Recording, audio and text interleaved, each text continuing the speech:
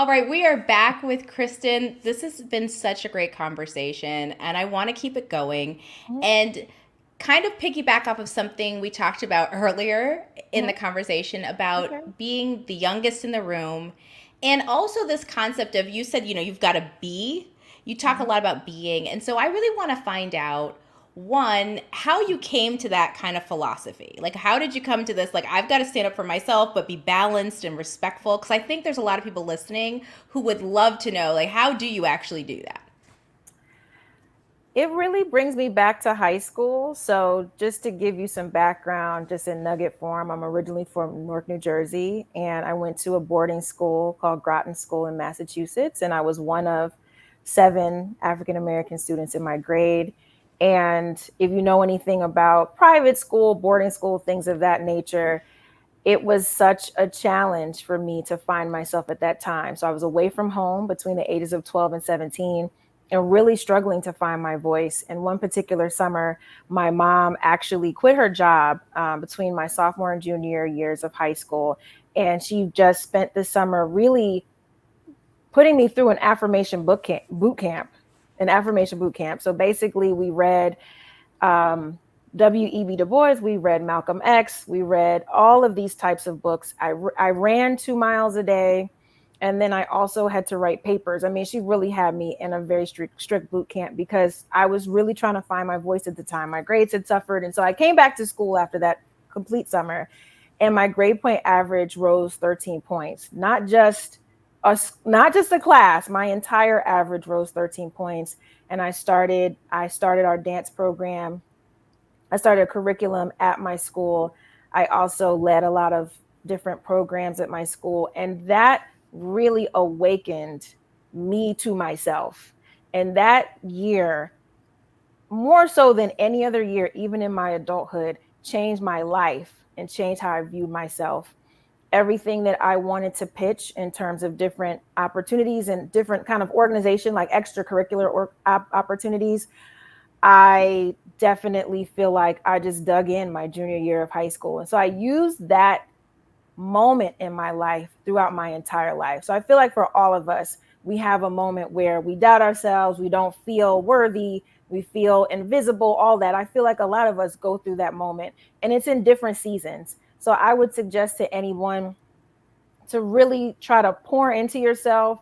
Again, do things that are fun, read books that really bring things out. I just watched the Tyler Perry documentary, and I feel like I'm so inspired by all the failing that happened. He struggled to get his play to a certain point, but he worked on it for 7 years. And then that last year, he started to build an audience. And so I think for all of us is continue to pound the pavement, continue to work with yourself, love on yourself, give yourself grace. So I think in terms of the being, that's really where that stems from, is that high school moment of literally my mom waking me up to myself, and then me continuing that and thinking anytime that I doubt myself, I still go back to the tools that I used in high school.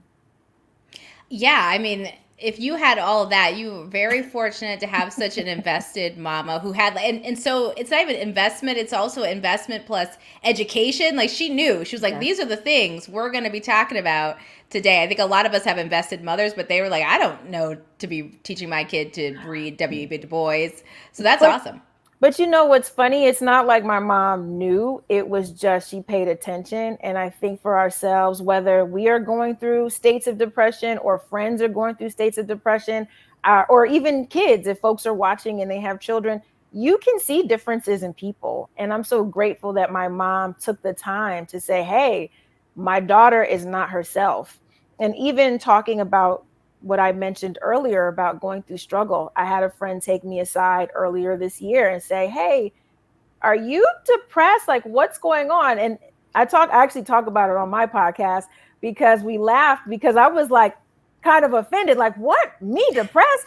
And she's like, girl, yes, we all go through moments where things are not okay. It is okay to not be okay and to say you're not okay so that you can get okay. And that conversation really, I think, was the gateway for me to figure out, okay, I need to shake some things up and call myself forth. And that was, like I said, finding a church home, doing meditation, dancing, really pulling myself out, because the world will beat you up. We've just come out of COVID. For those of us in the entertainment industry, the strike, I mean, there's been so many different things. We've dealt with so much just in the last couple of years. I'm not even going to break down everything else we're dealing with now, but we have to give ourselves some grace.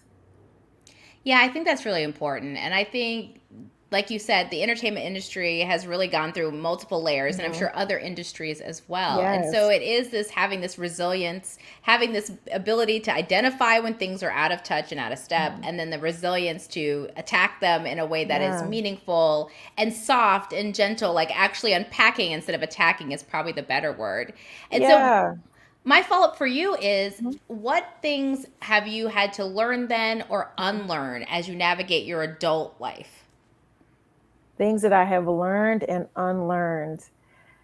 I think we talked about being the youngest in the room, and I think being the youngest in the room comes with some pressure in terms of not making mistakes and perfection and all of that. I think as I have matured, I've gotten really comfortable with being myself.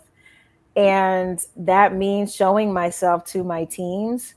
That means acknowledging when maybe I don't have the answer. And that doesn't mean I beat myself up or anything like that, but it can be something like acknowledging, hey, I need to look into that, or giving an opportunity for another team member to show me something, and not feeling bad that I don't know it all. So I would say definitely learning that perfection is the enemy of getting things done. We've heard that so many times, but I think that that's something I definitely have learned.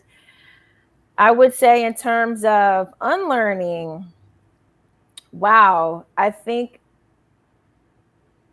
it's just acknowledging that I have everything that I need to be everything I was born to be. It really is something I say to a lot of people too. We look in the exterior often, in the external, and like, oh, this person is doing this or doing that. I try to mind my business. I really do. Genuinely. I am so happy for everyone else doing great things, but I'm also doing great things as well, and I get to acknowledge that. And so I think that's something else that I have learned slash unlearned as well. Two things. One, I agree. There's a thread in really successful people, Mhm. and it is this thread of minding my own business. Like really Yes. successful people, I never hear them being like, well, what's going on? And I should actually say not only just successful, but happy, Hmm. stable. Because there are people who are very successful that are very competitive, but I wouldn't consider them stable or happy. Right. But there is a thread where people say this in different ways. Like you're saying, Mhm. mind my own business, but there's other people like, I just stay in my own lane. I'm really focused. I hope Yes. everybody does great, but I don't even think about other people's experiences. Why is that so important for you? It's important because everyone has something different to share. So I have a brand called Trust Your Magic, and that was really built out of a dream I had in 2016. I thought it was for other people. So I have like workshops and I have my podcast and everything, but I had to realize at that time, oh, that dream came for me. Like I get to trust my gifts and talents. I get to trust what I have to offer. And I think it's just important to recognize we all have something special. And when you recognize that, you don't have to look at anyone and go, oh, this person is doing something different from me and XYZ. It's like, yeah, it's different and great. And I'm different and great too. So I think just really tapping into the fact that we're all brilliant, it just saves some time. It saves time. It saves comparison. It saves comparison. It saves all of that. It's like, okay, we're all dope. We all get to win. We all get to shine, and that's that. And it's not that serious, right? At the end of the day, it's like Yeah. the fun part comes back in. It's like, what is all of Yes. this if you're not actually enjoying it? Yes. And so even going back to the question of learning and unlearning, it's like relax. I probably have learned that a lot in the last couple of years. Just relax. It's going to be all right. Everything is going to be all right. Everything is going to work out just fine, even if, there's something personal or professional. It's funny. I tell some of my mentees when they're crying over like breakups and things like that, I was like, listen, they all come back. And I would say the same thing. I would actually say the same thing professionally too. It's the same token, like what's to be is for me. If that opportunity is supposed to be for you, it's going to come back. And if that opportunity is not, then you go to the next thing. So I would say relax. Yeah. As you get older, that gets easier, right? You're like, Yeah. it's just not that serious. Now my whole motto Yeah. is just like shrug emoji. It's just not that serious. Like I just can't work myself up like I used to. And Right. to that point, I think I want to ask also just something earlier about failure. And I Hmm. think that's another thread that I think collectively as Black women, we feel such high stakes, right? There's so much high stakes. If you're young, if you're an only, if Yeah. you're professional, maybe you're the first person to go to college in your family, whatever that is, there's a lot of internalized pressure on us as Black women. And so, Mhm. how did you go about this piece of unlearning that failure was a bad thing, right? Because it's really not. It's not. Right. How did you go about unlearning that? I would say by continuing to keep doing. So, what that means, when I got started, I was a writer. I became a head writer at 21 years old. To this day, I haven't met anyone else that's done that. So, even now, I'm like, oh man, my journey was different. I didn't even know. But I had so much pressure, like, okay, for myself. It's like, okay, so I'm writing this entertainment news show. Now I want to write an award show. Now I want to write a screenplay. This is like first world problems as I'm talking about this. Like, it's totally first world. But so much pressure. It's just so much pressure on myself that I think I just at a point just said, I'm going to have fun with everything. Even if, for example, my first screenplay, it sucked because it's supposed to. The first draft is always supposed to be bad, but you got Right. it done and you got it on paper and all of that. When I think about my first web series, so I wrote and directed a web series before web series were even popular. So like a business, I had a business partner and we had this platform called VisionTube. Really, it was only up for a few months, but we had different independent documentaries. We had my web series, another friend's web series. We didn't realize at the time, just 3 or 4 years later, like web would be on demand and platforms would be huge. We were onto something then. We didn't have great series, but we were onto something. And so I try to remember, like, keep trying new things, keep getting things done, because that will always elevate you to your next. So no one knows about that web series or even Vision 2. I'm mentioning all these things. Most people don't know about that from back in the day in 2008. But what they remember is my award-winning short film, which I would not have had if I did not do that web series, if I did not have that platform. All the things that I cried over, like, oh, this is so bad, all the things I cried over ultimately prepared me for my what's next. So I think just trying new things has really gotten me to embrace what could look like failure. It's never failure, it's just new steps. Yeah, it Yeah. really is these stepping stones to something better or to success. And failure really is always success because you learn. Like you said, if you Yeah. wouldn't have known all the things that went into that web series, you wouldn't be where you are as an award winning filmmaker, right? Just There's that failure is so necessary.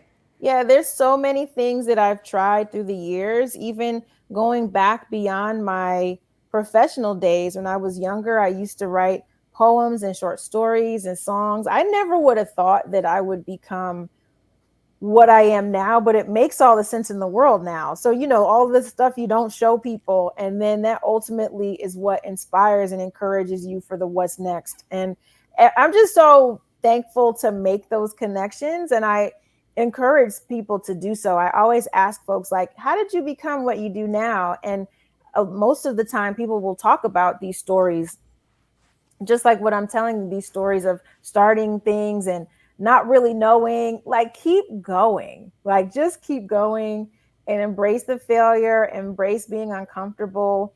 My podcast, I did my first pilot episodes last year in my living room, and shout out to my podcast producer Ted Ross. It was his first time doing podcasts, and it was my first time hosting, and I promised myself I wouldn't produce him. Like, I wouldn't produce anything. So that meant that I needed to go through those moments of not having great lighting, of, think maybe the edit isn't what it wanted to be. So literally, like, I had my first 3 episodes, I stopped. I was like, okay, we need to pause and we need to reset and figure out, what's worked, what hasn't worked. And then we did a full series, a full season this year that I'm so proud of. But we wouldn't have the polish that we have now if we didn't have those first 3 episodes. So the even I can always think about the things that seem like, oh, that didn't really work so well. but it helps you troubleshoot to figure out, what can work well. And even so, I tell myself all the time that my failure, what I think isn't so great, is somebody else is like, this is the best thing I've ever seen, heard, done. And we're often harder on ourselves than is the like actual reality. Yes. And that is definitely true at Black Girl Burnout. Every day is like a fun day of being like, well, let's see if that works. Yes. And having just a really good people and a really good team underneath you to support it. But a lot of it is this trial and error. So I think it's really important to center that and to center successful women, acknowledging and giving space for that. So thank you for talking about that. Absolutely. It's super, super important. And I don't think that we do enough of it. I'm even thinking in this moment, I'm delivering a show. I am show running a project for PBS right now called Gospel Live. And it's a basically a concert special all around celebrating gospel. And it's a companion piece to a documentary series called Gospel that Henry Louis Gates executive produces. And so it's such a great project. So I deliver this show on Friday every day and we're having a great experience. But even for me, I'll wake up and I'm like, did I miss anything? Like, it's just part of the journey. Like, wait, everything is going well. Does that mean something's about to go wrong? Like, why are we like this? So I think we're so used to being critical of ourselves, and it's important to celebrate. It's important to bask in the joy. This has been such a wonderful experience. And so every day I have to remind myself, like, I created this. My team is doing well. My team is awesome, but also the leadership is important. I get to acknowledge myself in that and not feel like, oh, something, is the ball about to drop? So it's just interesting to think about that as I'm listening to your questions, and awesome questions, by the way. I'm loving this. Thank you. I'm patting myself on the back. As you should. And so you said something that I want to lead as we go into our last segment today, which is about basking in joy. Yeah. So when we come back, I want to talk about how you do that. What brings you joy? Awesome. I'd love to. All right. So we'll be back. More to come with Kristen.